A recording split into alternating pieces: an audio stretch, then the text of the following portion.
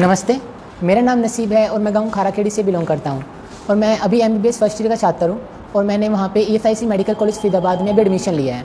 और मैं अपनी जर्नी शेयर करना चाहूँगा कि मैंने एमबीबीएस में एडमिशन कैसे लिया था। तो जब 2022 के अंदर मैंने 10वीं कक्षा के अंदर बहुत अच्छे मार्क्स स्कोर नहीं किए थे और हमारे पास इतने रिसोर्सेज नहीं थे कि हम किसी अच्छे स्कूल में, किसी अच्छे कोचिंग सेंटर में अपना एडमिशन करवा सकें, और ना ही हमारी फैमिली के पास इतने पैसे थे कि किसी अच्छे स्कूल में चले जा सकें हम। फिर ऐसी सिचुएशन में तो मम्मी ने जब पूछा था कि करना क्या है, तो मैंने सोचा कि मुझे डॉक्टरी करनी है और एमबीबीएस है या फिर कोई भी नीट की कोचिंग है इसमें पैसा बहुत लगता है। तो हम फाइनेंशियली इतना वीकर सेक्शन से बिलोंग करते हैं, तो हम किसी अच्छे इंस्टीट्यूट में नहीं जा पा रहे थे। फिर उस सिचुएशन में आके मैं संजना सातरोड के परिवार के संपर्क में आया था। उन्होंने एक तो मेरा एडमिशन एक अच्छे स्कूल में करवाया था और साथ ही साथ उनके परिवार के आश्रम उत्क्रांति आश्रम हरिद्वार के अंदर मुझे वहाँ पे 2 साल के लिए फ्री ऑफ कॉस्ट कोचिंग भी दी गई थी। इन 2 साल के अंदर मुझे किसी भी तरह का पैसा, चाहे वो रहने के लिए, खाना पीना, हर चीज़ फ्री में उपलब्ध करवाई जाती थी। और यहाँ तक कि जब उनके 2 साल की इनकी मेहनत की वजह से और मैं वहाँ पे 2 साल रहा, मुझे किसी भी चीज़, यहाँ तक कपड़े भी मुझे वहाँ पे फ्री ऑफ कॉस्ट दिए जाते थे। और उनकी मेहनत की वजह से, उनके सहयोग की वजह से मैंने फर्स्ट अटैम्प्ट में ही अपने परिवार का नाम रोशन किया है और ईएसआईसी मेडिकल कॉलेज फरीदाबाद में एडमिशन लिया है। और वहाँ पे मेरा मानना है कि अगर ऐसा कोई फैमिली है मतलब जो कि आपको बिना किसी जाति पाति को देखे, बिना उस क्षेत्र के होते हुए भी 2 साल पहले जब इलेक्शन का कोई टाइम ही नहीं था, उस टाइम भी अगर कोई फैमिली किसी वीकर बच्चे की हेल्प कर रही है, तो वो फैमिली जब पावर में आएगी तो अब ना जाने कितनी फैमिली की हेल्प करेगी। संजना सातरोड नाम आपने बहुत सुना होगा, लेकिन उनकी फैमिली ने मुझे इतना सपोर्ट किया है। वो भी ऐसे उनको जानता भी नहीं था स्टार्टिंग में और ना ही उनके एरिया से बिलोंग करता था, फिर भी उन्होंने मेरी हेल्प की। तो जो संजना सातरोड एमएलए बनेंगे, यानी कि जो वो पावर में आएंगे, ना जाने कितने की हेल्प करेंगे। तो मेरा मानना है कि आपका वोट बहुत कीमती है, इसे सोच समझ कर दीजिएगा।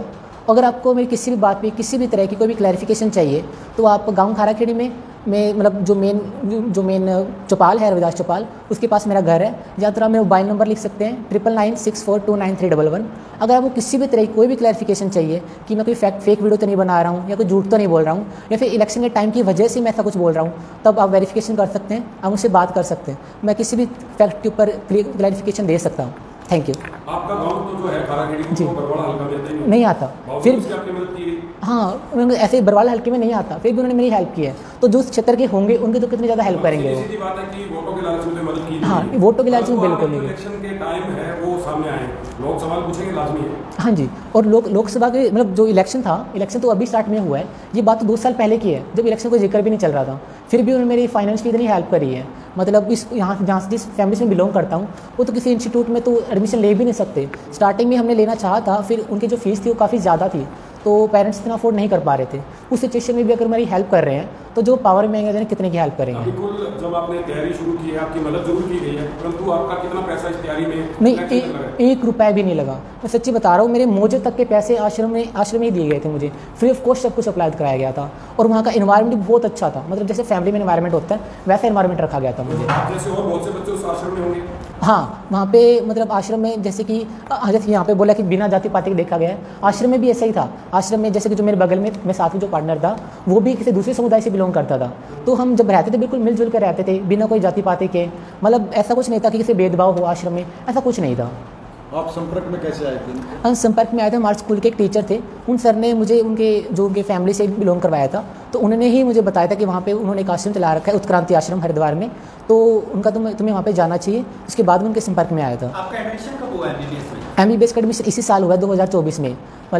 इस साल जो फर्स्ट राउंड की काउंसलिंग का रिजल्ट आया था, पहले राउंड में ही मेरा एडमिशन हो गया था ईएसआईसी मेडिकल कॉलेज फरीदाबाद के अंदर। आपके मम्मी पापा क्या करते हैं? मम्मी पापा मम्मी तो कुछ नहीं करते, मेरे हाउस वाइफ ही हैं। पापा पेंटर हैं, कई बार से खुली दिहाड़ी भी कर लेते हैं, किसी खेत में चले गए, खेती मजदूरी ऐसी कर लेते हैं। खुद के खेत नहीं है, किसी और के खेत पे जैसे वो होता है खुद ही लगाने में, हाँ, दिहाड़ी भर जाते हैं। उम्मीद या कहीं तक सोच भी नहीं सकता था? नहीं, बिल्कुल नहीं। पूरी फैमिली के, हाँ, बहुत महंगी कोचिंग होती है। ना कि पूरी फैमिली, बल्कि पूरा जो हमारी पूरी फैमिली, पूरा सर्कल है हमारा, कोई भी ऐसा नहीं सोच सकता कि इस फैमिली से कोई डॉक्टर बन सकता है। तो मैं बहुत ही ज़्यादा शुक्रगुजार हूँ क्योंकि संजना सातरोड के पूरे परिवार का बहुत ही ज़्यादा, मेरी तरफ से, मेरे पूरे परिवार की तरफ से, मेरे पूरे समुदाय की तरफ से उनका बहुत बहुत धन्यवाद देता हूँ। अगर वो ना होते तो शायद मैं डॉक्टर कभी ना बन पाता। आपके खानदान में पहले कोई डॉक्टर है? नहीं, पूरे खानदान में, शायद पूरे गाँव में कोई नहीं है जिसने एमबीबीएस कर रखे गवर्नमेंट स्कूल से, किसी गवर्नमेंट कॉलेज से। अगर किसी ने किया शायद वो प्राइवेट से की थी, नीट के थ्रू वो क्लियर नहीं हुआ था। तो हमारे पूरे गाँव में शायद ही कोई हुआ है जिसने एमबीबीएस करी है। प्राइवेट में लगभग शायद 1 करोड़ के आसपास पैसे लगते हैं, वो भी शायद साल के लगते होंगे। जो 5.5 साल के एमबीबीएस होते तो अच्छे खासे 5.5 करोड़ के आसपास लग जाएंगे। तो वो तो बहुत ज़्यादा हो गया, इतना तो अफोर्ड कर ही नहीं पाएंगे कोई। देखिए संजना साहब लोग तो जाट समुदाय से या एससी समुदाय से हैं, तो वहाँ जो जाट लड़के अगर कोई रहते होंगे नहीं, तो नहीं, नहीं। आपके कोई प्रेशर हो? नहीं, ऐसा कुछ नहीं था। मतलब अगर कोई दूसरे समुदाय का भी बच्चा है वहाँ पे, तो किसी का कोई ऐसा कर ही नहीं सकता कि आप ऐसे बताते ही नहीं कि मैं किस समुदाय से हूँ। मतलब जब रहते हो वैसे रहते हैं, मेरे सभी इंसान हो, एक जैसे रहो, सभी बच्चे हो, सभी मतलब जैसे ट्रीट किया जाता, सबको एक जैसा ट्रीट किया जाता था। ऐसा कभी नहीं किया गया मतलब तुम्हारे पास पैसा ज़्यादा है या तुम जाट समुदाय से हो या किसी और समुदाय से हो, मतलब अच्छी फैमिली से बिलोंग करते हो तो बिलोंग मतलब हमें डिफरेंस पैदा किया उन्होंने, ऐसा कुछ नहीं किया। जैसा रखा जाता था, जैसे एक बच्चे को रखा, जैसे मुझे रखा था, वैसे ही सभी को रखा, एक समान रखा गया था। संजना मैडम को कब से जानते हो? संजना मैम के परिवार से जुड़ा हूँ पिछले 2 साल से ही। मतलब 12 अगस्त 2022 को मैं आश्रम चला गया था।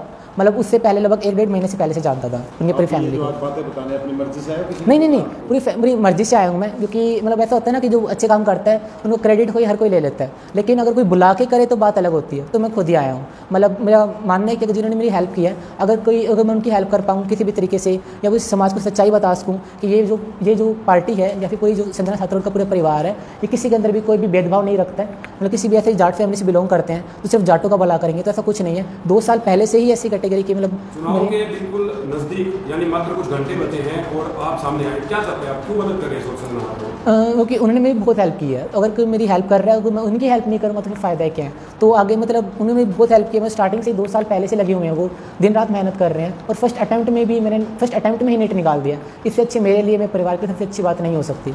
तो नहीं, ऐसा कुछ नहीं है। आप चाहो तो किसी और इंस्टीट्यूट में बात कर सकते हो कि ये लड़का वहाँ पढ़ता था, कुछ नहीं था। 2 साल मैं घर से दूर रहा था, वहाँ पे आश्रम में रुका हूँ मैं, वहाँ पे कोई प्रेशर नहीं था, तो वहाँ पे रुका हूँ मैं। पूरी वेरीफाई है। आप चाहो तो कर सकते हो, कोई भी अपना क्वेश्चन पुट कर सकते हो कि 2 साल में मैंने कैसे किया, क्या मेरा शेड्यूल रहता था, A to Z चीज़ बता सकता हूँ। ऐसा भी नहीं होगा कि मैं कहीं फंस जाऊँ, ये मुझे पता है, मैं जो बोल रहा हूँ सच बोल रहा हूँ। तो कोई चांस ही नहीं है कि मतलब कि मुझे कोई और इंस्टीट्यूट में वो कह सके कि मैं उस इंस्टीट्यूट से पढ़ा हूँ। अगर आपसे मांगा जाए तो कि आपका एडमिशन हुआ भी है या आप ऐसे बात कर रहे हो, तो आपको ये हाँ, मेरे पास हम बोल सकता हूँ, मेरे पास सारे डॉक्यूमेंट्स हैं। मैं स्कूल में जिसमें एडमिशन करवाया है वहाँ पे एडमिशन लेटर आ रखा है। यहाँ तक कि नेट का रिजल्ट चेक कर सकते हो। वो नेट के जो फर्स्ट राउंड में काउंसलिंग था वहाँ पे रिजल्ट चेक कर सकते हो। 44073 मेरी ऑल इंडिया रैंक है और कैटेगरी रैंक है 1049। आप चेक कर सकते हो। नसीब नाम है, father name mister Mahendra Singh है। आप चेक कर सकते हो। 631 मार्क्स है मेरे, आप चेक कर सकते हो। ESIC Faridabad government medical college में एडमिशन हुआ है। अचानक ऐसे मन में कैसे आ गया कि मीडिया के सामने भी आपको आना पड़ेगा? नहीं, क्योंकि मैं चाहता हूँ कि ये जो वीडियो ज़्यादा से ज़्यादा के पास पहुँचे। अगर मैं खुद वीडियो बना कर डालता तो शायद इतनी वायरल नहीं हो पाती। तो आप लोगों के बहुत अच्छे जानकार है, आपकी वीडियो पूरी हिसार में फैल जाएगी। तो मैं चाहता हूँ कि ये वीडियो ज़्यादा से ज़्यादा के पास पहुँचे और वो जान सके कि ये जो समुदाय है, ये जो पूरी फैमिली है, ये सिर्फ एक का भला नहीं करना चाहती, अपनी फैमिली का भला नहीं करना चाहती, पूरे समुदाय का भला करना चाहती है। कि वो बिना कोई जाति पाति को देखे, बिना कोई धर्म को देखे, बस वो ऐसे जानना चाहते हैं कि जो भी इंसान है जो कि अच्छा करना चाह रहा है तो उसकी अपनी फाइनेंशियली पूरी सपोर्ट करना चाहते हैं वो।